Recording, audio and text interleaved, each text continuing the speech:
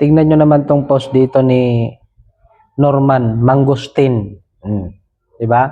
Oy, Norman Mangustin.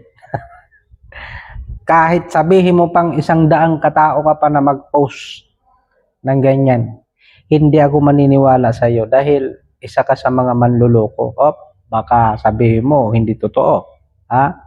Kaya nga napagbayaran mo ito sa batas di ba?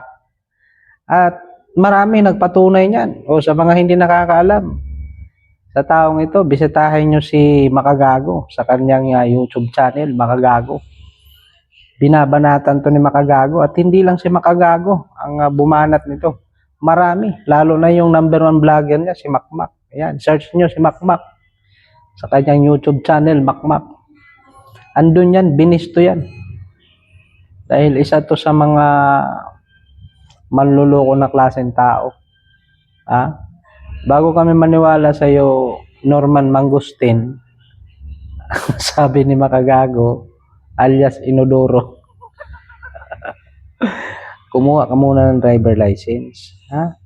Balita ko kasi wala kang driver license Tinanggalan ka ng driver license kasi nga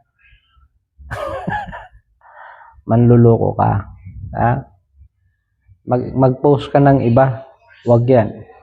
Marami kaming DDS na masasaktan at makakabangga mo dito sa social media. Tandaan mo yan, Norman Mangustin. Francis Leo Marcos daw. Pwede nga.